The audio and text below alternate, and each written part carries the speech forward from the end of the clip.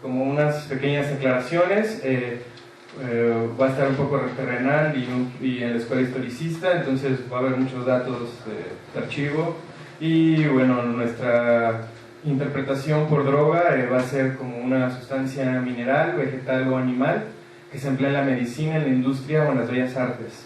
Es un sustado preparado medicamentoso de efecto estimulante, deprimente, narcótico o alucinógeno. Bueno, otra aclaración, para nuestro periodo de estudio, que voy a hablar de 1920 a 1931, consideramos 3 drogas que se refieren a estas sustancias de uso médico y no médico, que fueron prohibidas o restringidas en diversas disposiciones porque fueron catalogadas como sustancias que degeneran la raza, y estas son la marihuana, el opio y la cocaína.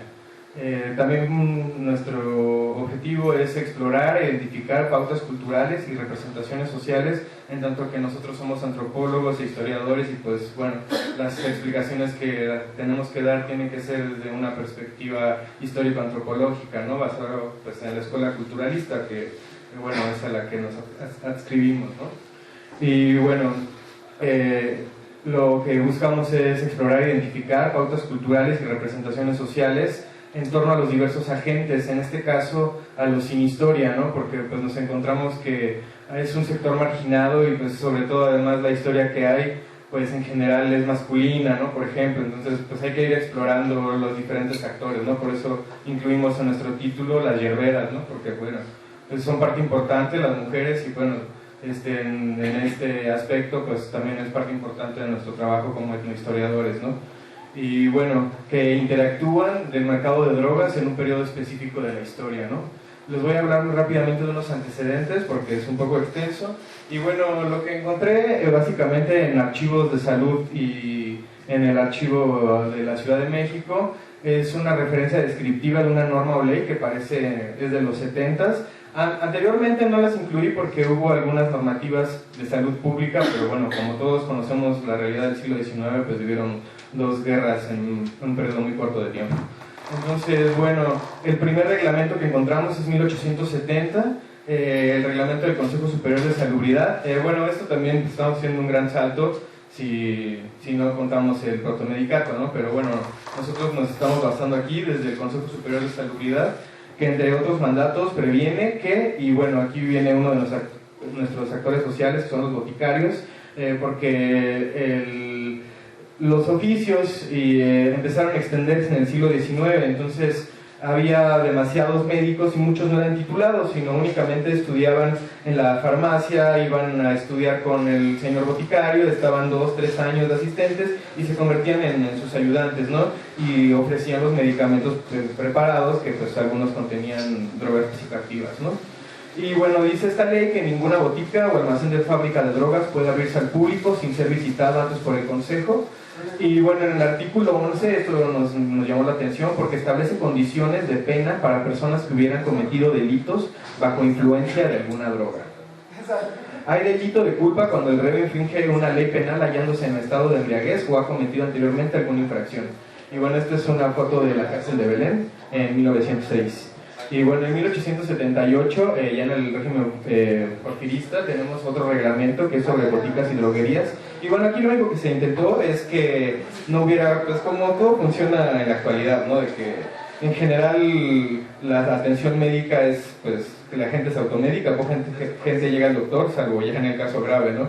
Entonces, no, pues que a mi tía le funcionó muy bien este jarabito, y pues había mucha gente que se automedicaba, y lo que únicamente que se pidió, porque había muchas intoxicaciones, porque estas medicinas pues eran muy puras, ¿no? Imagínense un láudano al 80%, una cocaína, no al 40-70% de pureza, porque además en el siglo XIX la cocaína venía de Merck, y bueno, Merck tuvo su lugar de plantaciones de hoja de coca, se los llevó a una parte del norte de África, y bueno, no les enseñó el proceso, y pues no tuvieron este problema que actualmente hay en Bolivia, ¿no? De que es de usos culturales, ¿no? Y bueno, pues la coca más pura venía de esas zonas, y bueno, pues era una medicinas de alta potencia. Bueno, en 1906 dice que Guillermo Parra, en el formulario de la Facultad de Medicina, que también eso lo consulté aquí en las tesis que se pueden encontrar en la Escuela de Medicina, y bueno, que casi 2 de cada 10 de las poco más de 2.000 recetas contienen opio, morfina, heroína, naceína, cocaína o marihuana, en extractos, algunos vinos, algunos extractos también de tinturas venían con estos preparados. Y bueno, la marihuana se vendía en los mercados con las hierberas o marías, las juanitas, que se dice que de ahí viene el término marihuana, ¿no? Este es el mercado de San Juan en 1912. Bueno, ya para 1920 tenemos la primera ley actual que podría hablarse ya en términos pues, de la historia la que ahora nos escribimos que es pues, después de la revolución, ¿no? Ya saben cómo estuvo esa onda. Y bueno, se llaman, y llama mucho la atención porque son disposiciones de Álvaro Obregón, se llaman disposiciones sobre el comercio de productos que pueden ser utilizados para fomentar vicios que degeneran la raza y sobre el cultivo de plantas que pueden ser empleadas para el mismo fin. Y bueno, en este primer artículo se dan algunas sanciones. Por primera vez se prohíbe el cultivo, venta y uso de marihuana. Y bueno, después vendrían algunas legislaciones que no las voy a incluir, que en el 23 se empiezan a incautar las drogas, en el 25 se prohíbe el cultivo de adormidera y el beneficio del opio, ¿no? Porque bueno, pues como todos sabemos, en la parte de norte de Sinaloa, Nayarit, pues ya se cultiva desde el siglo XIX para objeto de ornato las amapolas, ¿no? Hay un texto muy famoso que se llama Las amapolas de Xochimilco, de 1912, y bueno, pues se utilizaba de planta de ornato, existía en la Ciudad de México, los preparados con medicina que tenían opio y morfina, pues se vendían en las boticas fácilmente, ¿no? Las podían conseguir, incluso las vendían para remedios para los niños, ¿no? Para el dolor de dientes, para la fiebre, ¿no? Bueno, en el Código Sanitario del 26, esta es una foto de una razzia que hubo en el barrio chino en 1926. Y bueno, aquí dice que el artículo 72 se prohíbe la entrada al país de los extranjeros, toxicómanos y los que se dediquen al tráfico ilegal de drogas, enervantes, lo que fomenten o exploten. Y bueno, sin embargo aquí nos llama la atención que no se especifica la manera que quién o cómo es toxicómano, aunque se dan asomos como en las penas, ¿no? Por ejemplo, lo que ahora tenemos es una sobreexplotación de las penas, ¿no? Son muy severas, por ejemplo, ¿no? Las penas, los primeros reglamentos eran de 1 a 100 pesos, 6 días en la prisión, pues cambiaron radicalmente a multas de miles de pesos, meses, incluso se propuso y se empezaron a hacer que algunos toxicómanos se los llevaban a las Islas Marías, ¿no? En el Código Penal de 1929, en el artículo 507, se indican las multas que consisten en segregación, es lo que les contaba, de 1 a 5 años y multa de 30 a 90 días de utilidad. Y bueno, este artículo consta de 8 fracciones, advierte que las personas merecen castigo por ser culpables de cometer delitos contra la salud. Y bueno, este Código Penal pues fue rechazado en un momento y se cambió, pero pues básicamente el del 31, que es el que actualmente de hecho no rige, el Código Penal de 1931, incluye ya esta frasecita, ¿no? De delitos contra la salud, bueno, que es algo que nos interesaba a nosotros porque estábamos pues intentando explorar pues la historia del narcomenudeo, ¿no? Así como lo quieren llamar ellos, ¿no? Como fenómeno, pues nos interesaba saber cómo se había reproducido el tráfico al menudeo de drogas ilegales. Y bueno, aquí entro un poco y les digo qué hay del mercado de drogas, ¿no? Porque como les expliqué antes, pues eran medicamentos y sustancias que se utilizaban y se podían conseguir fácilmente, ¿no? Y bueno, pues todo el mundo conoce a la abuelita del primo de un tío que se frota las tinturas de marihuana, que le pongan alcohol, y bueno, pues esas son prácticas que han pasado bastantes años, como veíamos ayer, el uso de los pipis simplis y pues el uso de cannabis dentro de algunos rituales, ¿no? Por ejemplo, los ñañús, que le dicen Santa Rosa. Bueno, tenemos un uso extendido dentro de la religión indígena también, y bueno, pues eso puede ser efecto de alguna reminiscencia, puede ser de algunos 200 años, no tan antigua tal vez, pero bueno, pues sí podemos encontrar esto, ¿no? Y bueno, entonces estaban en uso corriente, se podían conseguir en el mercado, como les decía.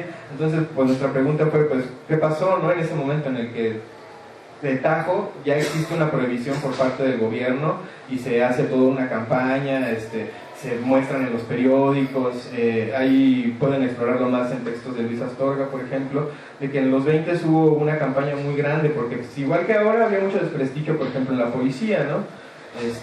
Venía de la revolución, mucha de la gente de la policía no tenía estudios especializados, estaban divididos en policía de primera, segunda, hasta sexta clase. Además existía la policía sanitaria, que les voy a hablar un poco más, que viene desde el siglo XIX en México, pero las policías médicas existen desde la Edad Media, ¿no? Que lo que procuraban es que no se extendieran las pestes. Y bueno, aquí nos preguntamos, ¿no? Si las mercancías que recién se prohibieron pasaron a enmarcarse en el campo del mercado de drogas ilícitas, el cual tiene como antecedentes en 1920 que se prohíbe la cannabis, y si entendemos que la venta al mayoreo o menudeo se lleva a cabo en condiciones clandestinas, se crea un campo de ilegalidad, ¿no? Y esta ilegalidad empieza a cundir las representaciones sociales de los actores que están adscritos, pues, a este tipo de mundos, ¿no? Entonces, bueno, afectando el estatus jurídico y el sistema cultural de los actores sociales, los cuales se encuentran en un campo de delincuentes o de delincuencia, que es actualmente el discurso que tenemos, por ejemplo, con la cannabis, ¿no? Que dicen, no, muy bien de fumar marihuana porque va a querer violar a las muchachas, ¿no? O no, no fumen marihuana porque no van a querer hacer nada, ¿no? No, pues que la marihuana pone cachondas a las muchachas, ¿no? Entonces, pues hay muchas cosas que son mitos y bueno, aquí tenemos una pequeña representación, ¿no? Mafia de chinos vendedores de drogas, es lo que les decía. Había una racia, y bueno, yo en un archivo no lo incluí, pero encontré un caso, es muy famoso, de hecho, si a alguien le interesa la historia urbana, que pues bueno, también hemos estado explorando bastante, de principios de siglo, este personaje es muy famoso, se llama Valente Quintana, fue el director de la policía, del departamento de policía, y pues lo mismo que ahora, ¿no? Explotaba todos los negocios, giros negros que pueden existir, ¿no? Cobraba rentas a los cabarets, cobraba renta a los que jugaban, cobraba renta a los carretoneros, cubría a algunos empleados que, de hecho, dice que secuestraron a alguna persona y estaban extorsionándola, y bueno, eran unas fichitas estas personas, ¿no? Lo pueden encontrar también en el archivo de salud, es un informe que se hizo al jefe de la inspección de policía, así se llama el artículo, son cerca de 500 hojas, es muy citado en archivos de este tiempo, si les gustan los bandidos, si les gustan pues, esas zonas borderline, ¿no? de la historia, bueno, lo pueden explorar. Y esta es una racia que se hizo en 1927. Y bueno, el Departamento de Salubridad y la Policía Sanitaria. El Departamento de Salubridad pasó a pertenecer directamente en 1920 al presidente. Bueno, obviamente sabemos la historia, ¿no? Viene Carranza, Obregón, centraliza el poder y bueno, ¿qué es lo que pasa? Todos los poderes, es como el Consejo Superior de Salubridad pasan a darle actualmente el poder al presidente. Es muy interesante el Consejo Superior de Salubridad. No sé si ustedes recuerdan el caso de la influenza, el Consejo Superior de Salubridad fue el que pactó el alerta, ¿no? De que se suspendieran las actividades. Es un consejo importante. Actualmente se están restringiendo la entrada al archivo del servicio jurídico. Bueno, porque cuando llegó el PAN hubo una apertura para los archivos. Y bueno, ahorita nos estamos encontrando que pues cada vez es más difícil ahora contactar los archivos, ¿no? Porque además los están recatalogando. Bueno, hay un cambio de administración que también se está notando en la archivística, ¿no? Y bueno, es indispensable decirles que el concepto lombrosiano de degeneración de la raza, aunque las políticas estaban basadas principalmente al alcoholismo, incluso así se llamaba la campaña, el departamento, contra el alcoholismo y otras toxicomanías, y el envenenamiento, ¿no? Aquí está otra representación, ¿no? Que envenena. Y bueno, aquí les voy a hablar un poco de casos que encontré. Este es de una mujer que, bueno, se llamaba Margarita Collins, y bueno, aquí habla de que vendía cocaína, Y bueno, esta chica fue detenida, era una prostituta, hay fotos en el archivo, se pueden ver. Y bueno, pues es un pequeño expediente, muy pequeño, 4 o 3 hojas, trae algunas fotos y trae su declaración. Y bueno, esto también es una nota que nosotros encontramos en el periódico, pues estábamos contrastando, ¿no? Y bueno, en la parte de arriba me llamó la atención porque además pues igual creo que no se ve muy bien, pero hay como una lata de avena Quaker junto a unas pipas increíbles para fumar opio y bueno, estaba también la idea de que los chinos se dedicaban al juego y el juego, bueno, en México pues está prohibido, ¿no? En algunos países está regulado, muy pocos.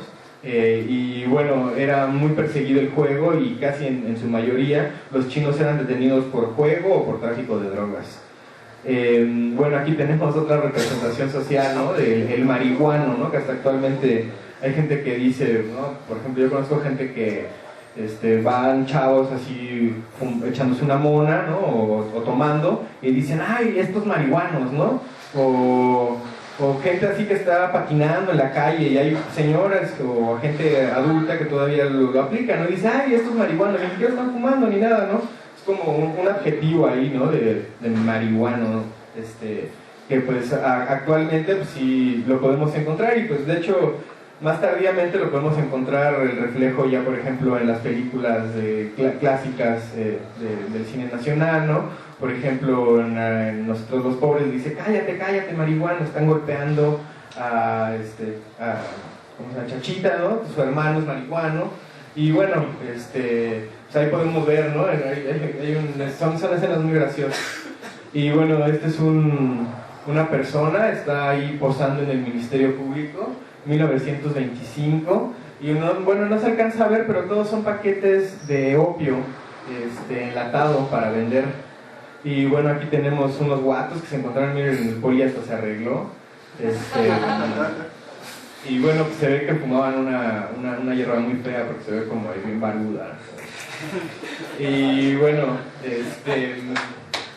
aquí tenemos también una imagen de cómo traficaban. Esto es la cárcel de Belén en 1905. Y bueno, aquí les voy a hablar un poco de los boticarios. Como les explicaba, pues los boticarios fueron una profesión que se extendió en la Ciudad de México y no eran doctores propiamente ni médicos, sino pues, eran personas que se dedicaban al ejercicio de la farmacia y prescribían medicamentos sin tener alguna licencia.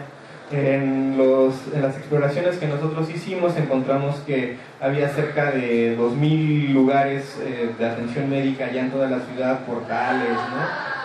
Tacubaya, bueno, todo lo que, ya no solo lo que incluía la ciudad, sino todo el departamento, ¿no? Porque pues la ciudad en principios de siglo por mucho llegaba del centro a Viaducto, ¿no? Y ya las lejanías ya eran los pueblos, ¿no? Algunas estadías, Tacuba, tal vez Coyoacán ya estaba lejos, ¿no? Bueno, entonces nos llamó la atención, hay muchos expedientes, sobre todo en Tacubaya. En 1900 hay un edicto del gobernador, que de hecho se apellida como el niño héroe, Montes de Oca. Y bueno, nosotros, ya para concluir, espero no pasarme de tiempo, estoy siendo breve. Y bueno, aquí tenemos algo que lo quise mostrar, que es cómo se llevan actualmente pues, las prácticas que siguen haciéndose en la incautación de drogas, que es la quema del producto. Aquí tenemos muy poquito, no se alcanza a ver, pero están quemando unas contenedores de opio y tinturas de cannabis, porque bueno, pues también se vendían las tinturas para medicina, ¿no? Prescritas. Y pues todavía en 1925, 24 encontramos que había doctores que seguían escribiéndole al Departamento de Salubridad que dejaran importar sus productos, y sí se podían importar algunos, sobre todo los que tenían contenido de opio. Se tenía que pedir y pues eran unos permisos que se tenían que tramitar ante la Secretaría de Gobernación para pasarlo por aduanas, y pues comúnmente hubo un tráfico fluido de narcóticos, que era pues principalmente lo que se traficaba, ¿no? Realmente de marihuana no encontramos muchos datos más que lo que encontramos en en los periódicos, algunas partes de las incautaciones, pero pues lo que nosotros pudimos encontrar en cuanto al mercado, pues son algunos pequeños datos sobre todo de opio, y eso también lo podemos encontrar en las estadísticas del porfiriato, ¿no? Y pues estamos por compararlo. Y bueno, pues gracias, y pues aquí una foto de el vacilón, ¿no? Porque bueno, pues aquí estamos en el usos lúdicos, el enfoque, y pues me gusta el concepto, que pues prefería llamarlo no médico, porque ahora nos podemos enfermar para fumar, porque yo sí creo que haya cannabis medicinal. Bueno, gracias.